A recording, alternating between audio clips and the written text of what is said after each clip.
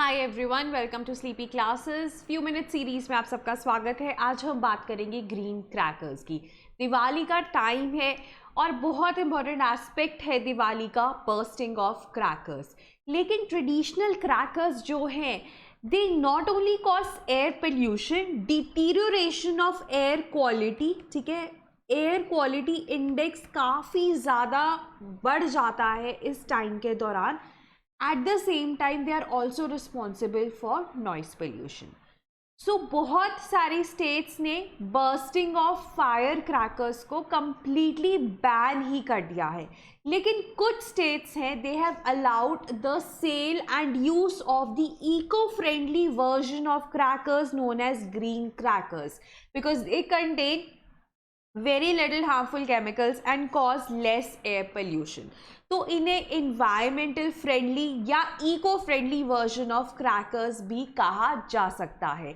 आइए जानते हैं इनके बारे में डिटेल में। अब देखिए, ग्रीन क्रैकर्स को डेवलप किया है गवर्नमेंट फंडेड CSIR नीरी नामक एक इंस्टीट्यूशन ने। 2018 से ये इनको डेवलप कर रहे हैं एंड ये डिफाइन करते हैं ग्रीन क्रैकर्स को crackers which have reduced shell size, they are without ash and they have additives जैसे डस्ट सप्रेसेंट्स, जिससे कि जो पार्टिकुलेट मैटर है वो सप्रेस हो जाए और ज़्यादा रिलीज ना हो एटमॉस्फेयर में। तो CSIR नीरी ये डेफिनेशन देता है। पहली, शेल साइज छोटा है, ऐश नहीं है इनमें, and they have additives such as dust suppressants, या इनमें वाटर वेपर भी ये रिलीज करते हैं। इंडिया में लॉन्च किए गए थे 2019 में और CSIR बेसिकली 3 तरह के ग्रीन क्रैकर्स डेवलप कर चुका है। पहला है SWAS, that is safe water releaser, STAR that is safe thermite cracker and SAFAL that is safe minimal aluminium. और ये जो ग्रीन क्रैकर्स हैं ये सिर्फ लाइसेंस्ड मैन्युफैक्चरर से ही लेने चाहिए, स्ट्रीट वेंडर से नहीं लेने चाहिए, बिकॉज बहुत सारे फेक ग्रीन क्रैकर्स भी आपको मार्केट में मिल जाएंगे। इनफैक्ट अगर आपको आइडेंटिफाई करना है ग्रीन क्रैकर्स को, so they should actually look for CSIR NEERI logo and only buy these from licensed manufacturers, ठीक है, जो कि CSIR ने ही अप्रूव किए हैं। अब एडवांटेजेस क्या हैं? What is this big deal about green crackers?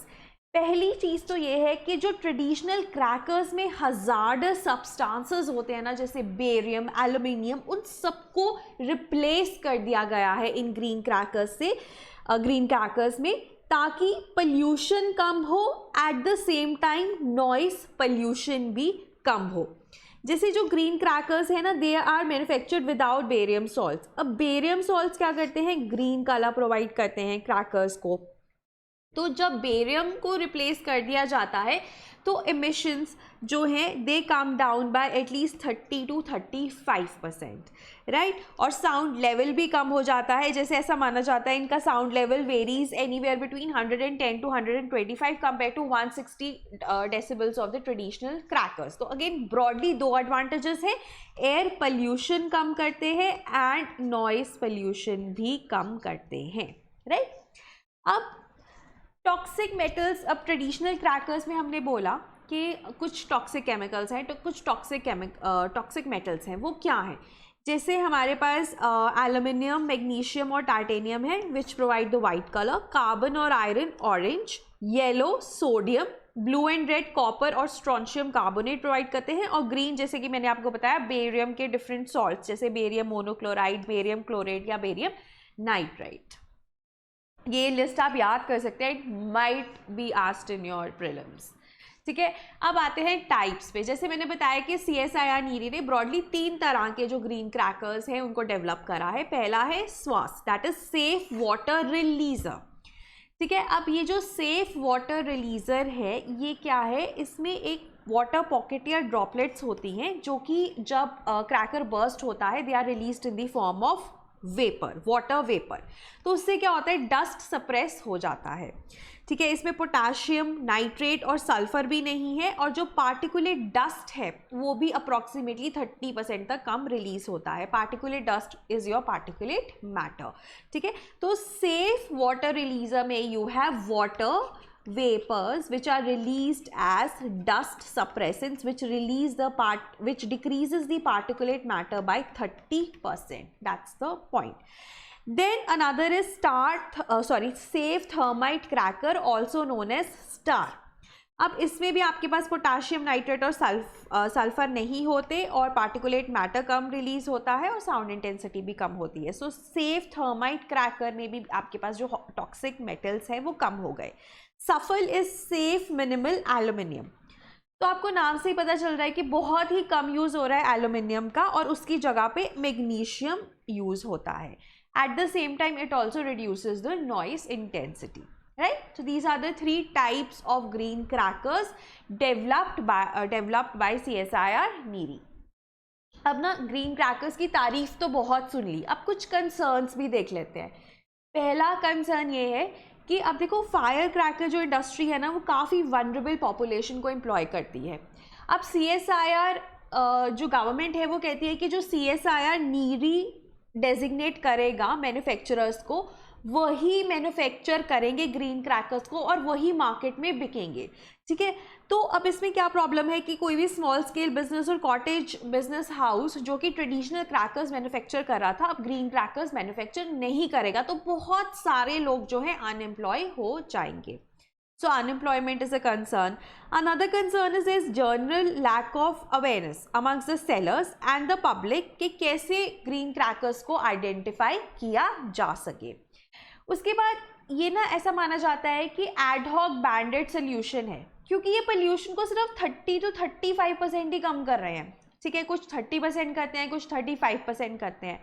तो एनजीटी ने तो ये भी बोला है कि उन्हीं स्टेट्स में या उन्हीं सिटीज़ में हम इनको यूज़ करें जहाँ पे एयर क्वालिटी मॉडरेट है या पुअर के नज़दीक है, बहुत पुअर नहीं है, ठीक है।